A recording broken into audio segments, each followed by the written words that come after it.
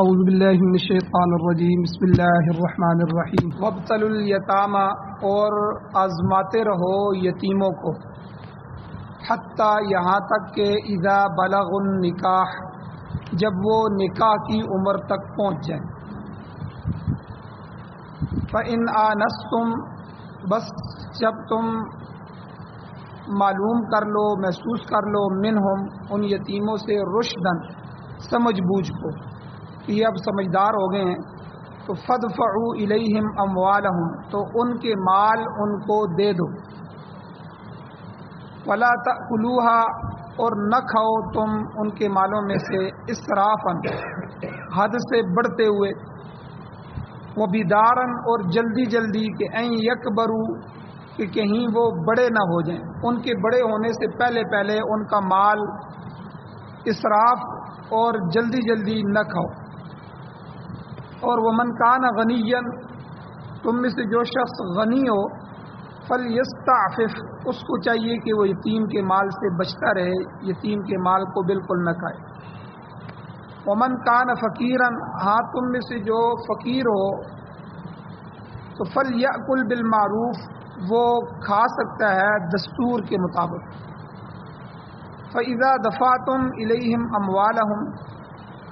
پس جب تم ان کے مال ان کے حوالے کرو ان کو دو تو فَأَشْهِدُوا عَلَيْهِمْ پس ان پر گواہ بنا لو وَكَفَى بِاللَّهِ حَسِيبًا اور اللہ تعالیٰ کافی ہے حساب لینے والا۔ سورۃ النساء کی آیت نمبر 6 آپ کے سامنے تلاوت ہوئی ہے اور آپ نے اس کا ترجمہ سماعت فرمایا۔ سب سے پہلے ربط آیات ہے اس آیت کا پچھلی آیتوں سے کیا تعلق۔ گزشتہ درس میں یہ بیان ہوا تھا کہ بے عقلوں کو مال کی سپرداری مت کرو، بے عقل جو ہیں، اور اس سے بیان ہوا تھا کہ عورتیں اور بچے، عورت فطرتاً کم عقل ہوتی ہے اور بچہ جو ہوتا ہے وہ اس کو سمجھ نہیں ہوتی کہ میں نے مال کہاں خرچ کرنا ہے۔ اس لیے پچھلے درس میں اللہ نے فرمایا کہ اپنا مال بھی اپنی زندگی میں اپنی اولاد کو تقسیم کر کے نہ دے دو، آپ کے مرنے کے بعد خود بخود وراثت کے حصے ہوں گے، ان حصوں کا ہر بندہ شریعت نے جو حصے مقرر کیے ہیں اس ترتیب سے خود بخود مالک ہو جائے گا۔ اس لیے بے عقلوں کو مال کی سپرداری کرنے سے اللہ نے پچھلی آیتوں میں منع فرمایا کہ کہیں وہ نہ سمجھی میں نقصان نہ کر بیٹھے۔ مال کی خود نگرانی کرو، انہیں حسب ضرورت کھلاتے رہو پلاتے رہو اور انہیں سمجھاتے بھی رہو کہ تم ان کے خیر خواہ ہو، اور جو کچھ کر رہے ہو ان کے لیے جو بہترین مفاد ہے اسی مفاد میں کر رہے ہو۔ یہ تو پچھلی آیتوں کا ہے۔ اب آج کی آیت میں اللہ تعالیٰ نے اس بات کا تذکرہ کیا ہے کہ جو ناسمجھ یتیم ہیں ان کو اپنے ساتھ کاروبار میں شریک کر لو، شریک کر کے ان کی تربیت کرو، اور گاہے گاہے کبھی کبھی ان کا امتحان بھی لیتے رہو، تھوڑی سی رقم دے دو اور ان کو کہو جی یہ خرچ کرو، یہ فلاں چیز خرید کے لاؤ، فلاں بیچو۔ جب وہ اہل ہو جائیں تم سمجھ جاؤ کہ یہ واقعی اب سمجھدار ہو گئے ہیں تو ان کے مال ان کے حوالے کر۔ چنانچہ اللہ ارشاد فرماتے ہیں وابتلوا الیتامی یتیموں کی آزمائش کرو، یتیموں کو آزماتے رہو۔ تو یہ ان لوگوں کے لیے ہے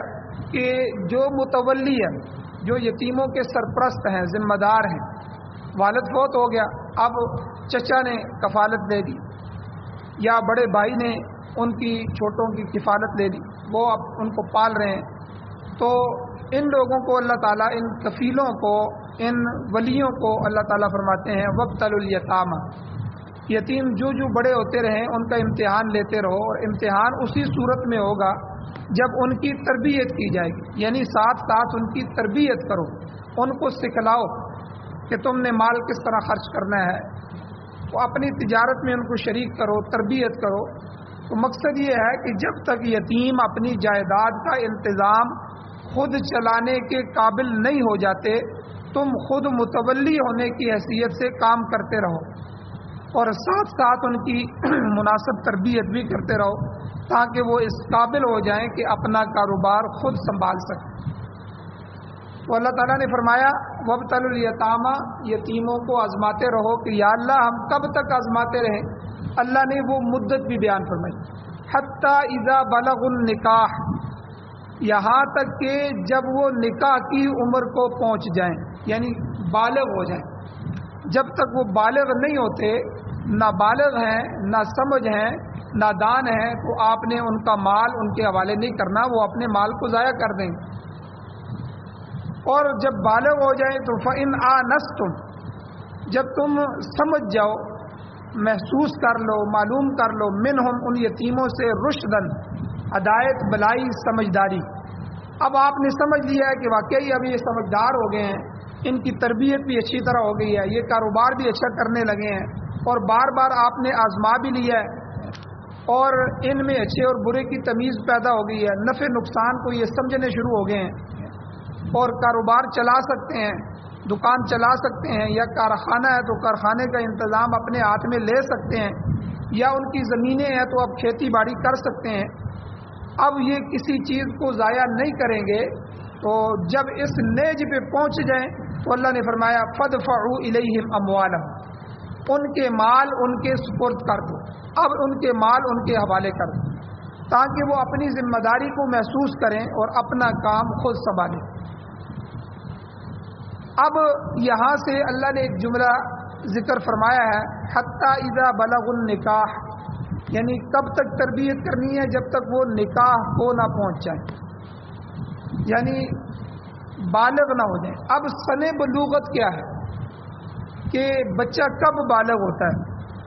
تو اس آیت کریمہ میں سن بلوغت کے لیے نکاح کی عمر کے الفاظ اللہ نے استعمال فرمائے ہیں، تاہم یہاں مراد بلوغت ہے۔ اس ضمن میں فقہائے کرام جو ہیں ان میں معمولی سا اختلاف بھی ہوا ہے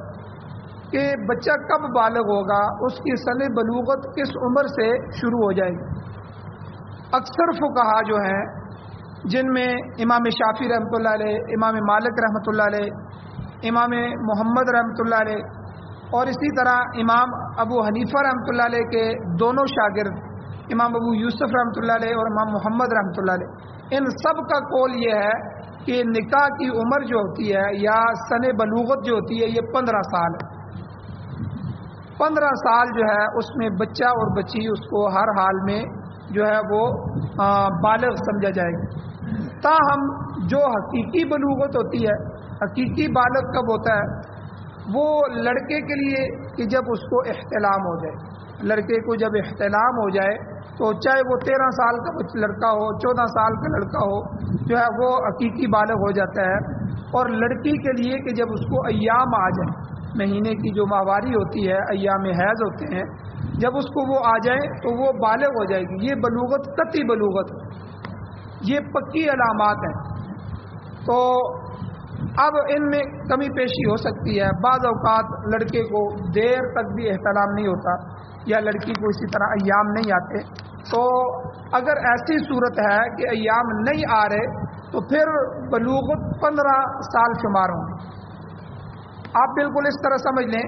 کہ جیسے قربانی کے جانور کے لیے اللہ تعالیٰ نے عمریں مقرر کی ہیں کہ جو چھوٹا جانور ہے، بکری ہے، بھیڑ ہے، دمبا ہے، ان کے لیے اللہ تعالیٰ نے کہا ہے جی 1 سال پورے ہو جائیں، اس سے اوپر جو ہے 1 گھنٹہ بھی گزر جائے، 1 دن بھی گزر جائے تو وہ جانور ٹھیک ہے جی، آپ اس کی قربانی کر سکتے ہیں چھوٹے جانور میں۔ بڑے جانوروں میں جو گائے اور بھینس وغیرہ ہے، اللہ تعالیٰ نے فرمایا 2 سال پورے کرنے۔ اور تیسرا اونٹ ہے، وہ اونٹ کی 5 سال عمر ہے، 5 سال کا اونٹ ہوگا تو تب قربانی جائز ہوگی، اس سے کم عمر میں جائز نہیں ہے۔ تو یہ اللہ نے عمر مقرر کر دی۔ اب اگر کسی کو عمر کا پتہ نہ چل رہا ہو تو پھر وہ دانتوں کو بھی دیکھ سکتا ہے، دانت علامات ہوتے ہیں۔ تو اگر پہلے اس کو عمر کا پتہ ہے، گھر کا جانور ہے، اس کو پکا کنفرم ہے یا جاننے والا بندہ ہے، یقین کامل ہے کہ یہ صحیح کہہ رہا ہے، تو 2 سال جو ہے ان کے پورے ہو جائے تو اس جانور کو لے لیا جائے۔ تو اسی طرح یہاں بچے کا یا لڑکے کا یا لڑکی کا یہ بالغ ہونا کب ہے کہ جب لڑکے کو احتلام ہو جائے اور لڑکی کو ایام حیض آ جائے۔ لیکن کئی دفعہ علاقے کی سردی گرمی کی وجہ سے یا ان کی اپنی طبیعت کی وجہ سے، اس کی صحت کی وجہ سے یہ علامات دیر سے آتی ہیں، تو پھر شریعت نے دوسرا آپشن رکھا ہے کہ کم جو ہے اس کی عمر اگر 15 سال ہو گئی ہے لڑکے کی اور لڑکی کی اور ان کو علامات نہیں آئیں تو ان کو بالغ سمجھا جائے گا۔ اب یہ اکثر فقہا کا یہی مسلک ہے،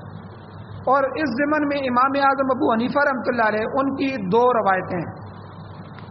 ایک روایت کے مطابق سن بلوغت میں آپ بھی باقی ائمہ کے ساتھ متفق ہیں، آپ بھی یہی کہتے ہیں کہ اگر علامات نظر آ جائے تو جس دن علامت نظر آئے گی تو بچہ بچی بالغ سمجھے جائیں گے۔ اگر ان کی مخصوص علامتیں احتلام اور ایام حیض نہیں نظر آتے تو 15 سال کا بچہ بچی جو ہے وہ بالغ سمجھا جائے گا۔ لیکن جو دوسری مشہور روایت ہے امام صاحب کی، وہ فرماتے ہیں کہ لڑکے کا بالغ ہونا 18 سال سے ہے اور لڑکی کا 17 سال سے امام صاحب شمار کرتے ہیں۔ تو بہرحال قرآن مجید نے یہ فرمایا کہ جب وہ یتیم سن بلوغت کو پہنچ جائے، نکاح کی عمر کو پہنچے، اذا بلغ النکاح، تو ان میں مناسب سمجھ بوجھ پیدا ہو جائے تو انہیں ان کے مال کی سپرداری دے دو، مال ان کے سپرد کر دو، اب انہیں شرعی بالغ سمجھا جائے گا۔ اب یہ مسئلہ تو یہاں تک اللہ تعالیٰ نے یتیموں کے لیے بیان فرما دیا کہ یعنی پہلی بات کیا ہے کہ تم یتیموں کو ایک تو تربیت کرو، ان کو کاروبار سکھلاؤ، اپنے کاروبار کے ساتھ ان کو شریک کرو، اور جب وابتلوا الیتامى بار بار ان کا امتحان لیتے رہو، ان سے کوئی چیزیں منگواتے رہو، کوئی ان سے بچواتے رہو، وہ اپنے نفع نقصان کو سمجھنے لگ جائیں، تو حتی اذا بلغ النکاح، جب بالغ بھی ہو جائیں، سمجھدار ہو جائیں، تو ان کے مال ان کے حوالے کر۔ اور دوسری چیز اللہ تعالیٰ نے دوسری ہدایت اس میں کیا فرمائی کہ یتیموں کے جو متولی ہیں، ذمہ دار ہیں، جو ان کو پالنے والے ہیں بعد میں، ان کے لیے اللہ نے خاص ہدایت فرمائی کہ وہ جو سپرداری کا مال ہے، جو مال ان کے پاس موجود ہے، اس کو ناجائز طور پر استعمال نہ کریں۔ اللہ نے فرمایا وَلَا تَأْكُلُوهَا کہ تم ان یتیموں کے مال کو نہ کھاؤ اسرافاً، یعنی اسراف کرتے ہوئے، اسراف کہتے ہیں حد سے بڑھنے کو، فضول خرچی، اور یہاں مقصد یہ ہے کہ جس مال کے متولی تم ہو اس کو جائز طریقے سے تم استعمال کر سکتے ہو، ایسے ناجائز طریقے استعمال نہ کرو جس سے یتیم کا مال ضائع ہو جائے۔ یہ نہ ہو یتیم بڑا ہو اور جب تک بالغ ہو اور اس کا سارا مال ختم ہو جائے، تو یہ اسراف ہے۔ تو 2 جملے اللہ نے ذکر فرمائے، لا تأکلوها اسرافا وبدارا،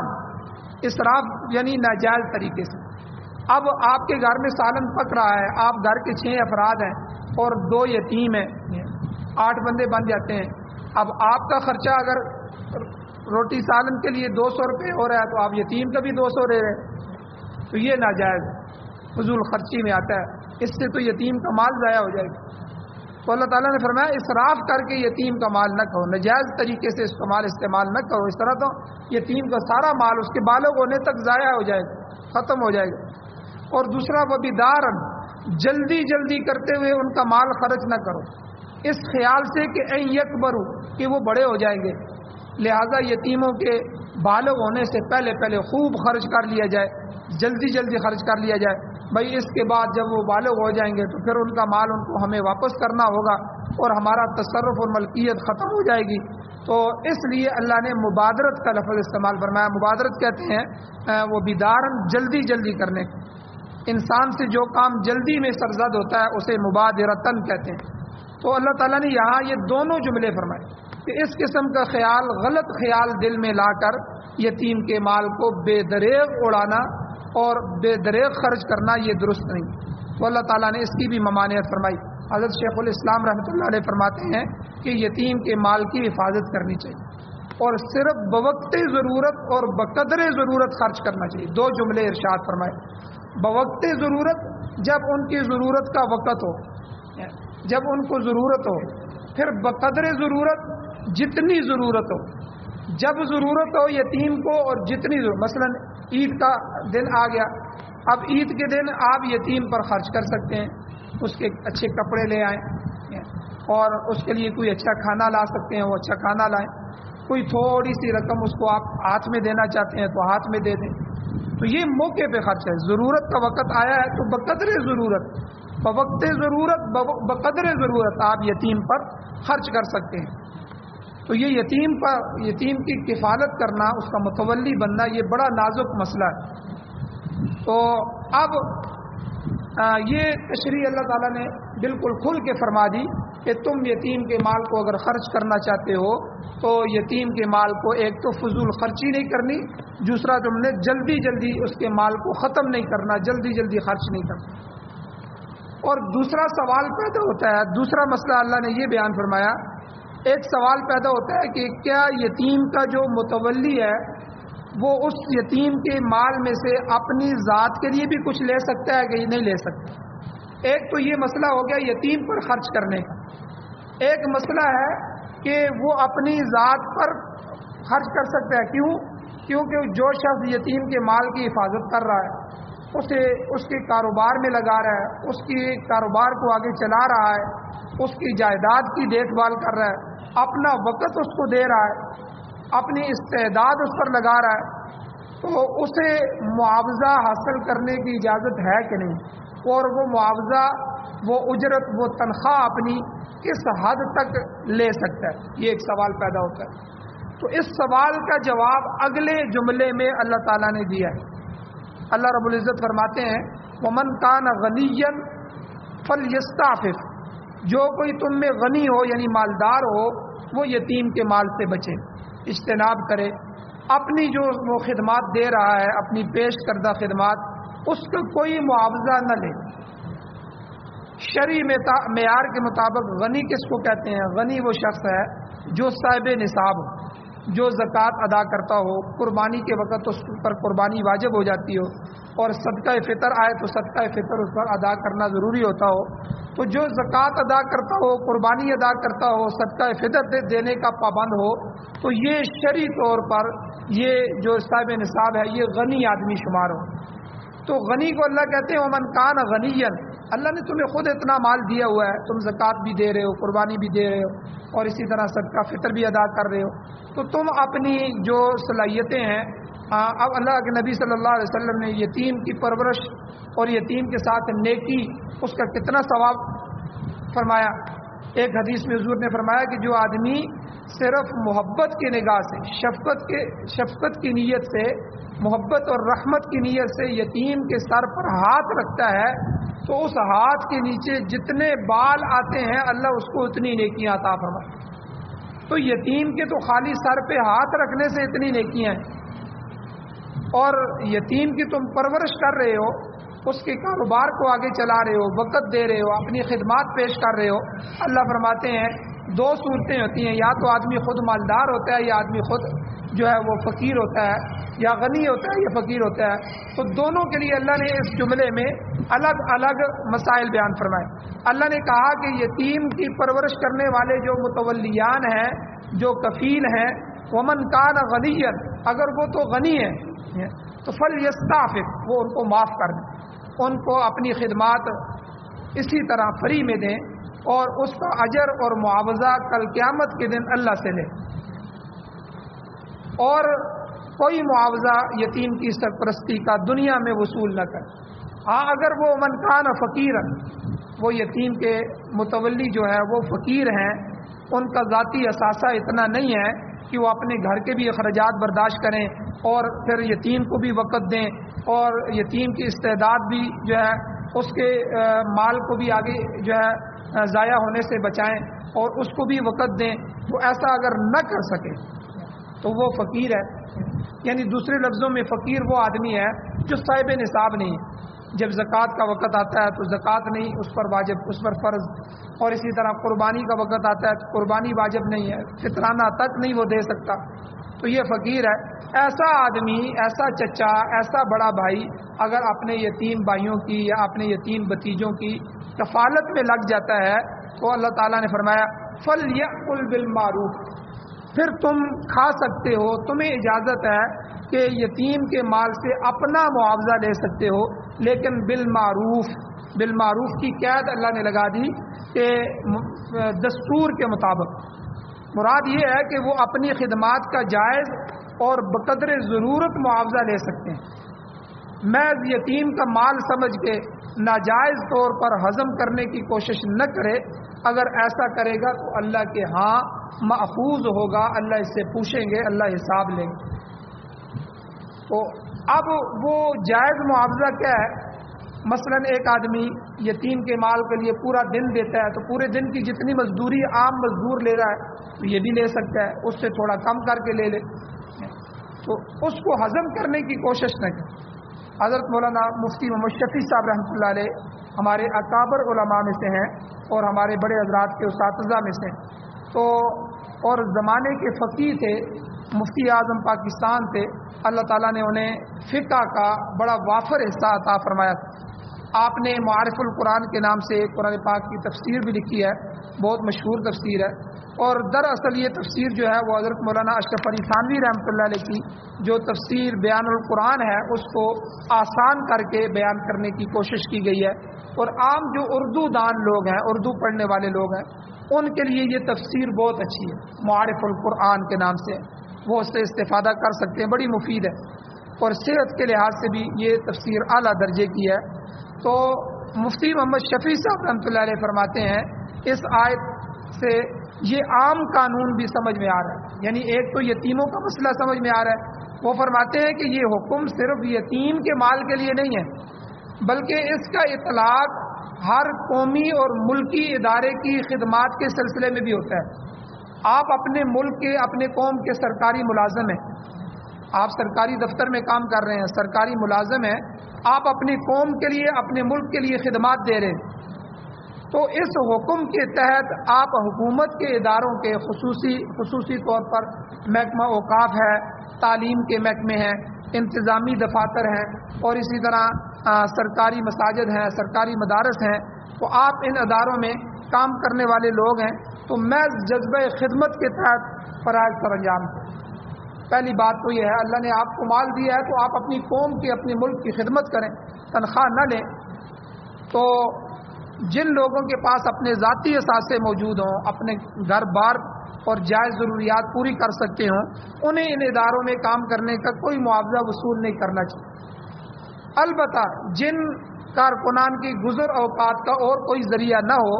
انہیں بیت المال میں سے مناسب معاوضہ، کیونکہ جو تنخواہ سرکاری لوگوں کو مل رہی ہوتی ہے وہ بیت المال میں سے مل رہی ہوتی ہے، یعنی ہماری پوری قوم کا ٹیکس ہوتا ہے، وہ جا کے بیت المال میں، حکومت کے خزانے میں، قومی خزانہ جسے بیت المال کہتے ہیں، اس میں جا کے جمع ہوتا ہے، وہاں سے پھر یہ سارے اخراجات جو ہیں وہ پورے کیے جاتے ہیں۔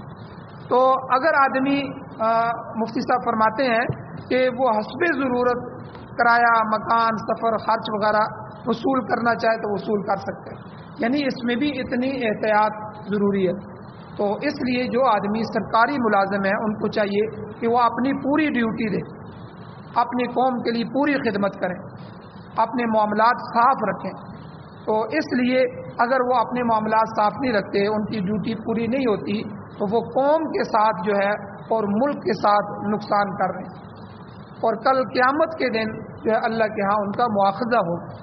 کیونکہ بیت المال جو ہے، قومی خزانہ جو ہے، وہ پوری قوم کا ہے، وہ گورنمنٹ کا نہیں ہے، وہ پوری قوم کا ہے،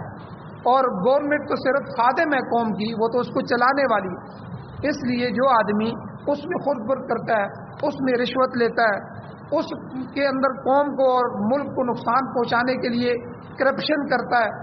اور تنخواہوں کے علاوہ بہت ساری چیزیں وصول کرتا ہے، تو یہ تنخواہ کے معاملے میں مفتی شفیع صاحب فرما رہے ہیں اگر اللہ نے دیا ہوا ہے تو فی سبیل اللہ قوم کی خدمت کرے، اپنے ملک کی خدمت کرے۔ اگر نہیں دیا ہوا معاملات ہیں تو وہ تنخواہ بھی لے سکتا ہے، لیکن اسی تنخواہ کو پھر جو ہے قوم اور ملک کی خدمت کر کے اس کو پورا کرے۔ تو یہاں یتیم کے مسئلے سے یہ بات سمجھ آئی، وہ کہتے ہیں اسی سے یہ قانون بھی سمجھ آ رہا ہے، اللہ یتیم کے مسئلے میں بھی یہ کہہ رہے ہیں کہ جو غنی آدمی ہے وہ یتیم کے لیے اپنی خدمات بغیر معاوضے کے پیش کرے، اور جو فقیر آدمی ہے تو فلیأکل بالمعروف، دستور کے مطابق جتنا عام بندہ مزدوری لیتا ہے اتنی مزدوری یا اس سے کم مزدوری میں جو ہے وہ یتیم کا کام کرے، اس کی پرورش کرے، اس کے مال کی حفاظت کرے۔ اللہ تعالیٰ سے دعا ہے اللہ ہمیں عمل کی توفیق عطا فرمائے۔ کچھ مسائل اور بھی ہیں انشاءاللہ کل کے درس میں بیان کیے جائیں گے۔ آمین۔ الحمدللہ رب العالمین والعاقبۃ للمتقین والصلاۃ والسلام علی رسولہ النبی الامی الکریم۔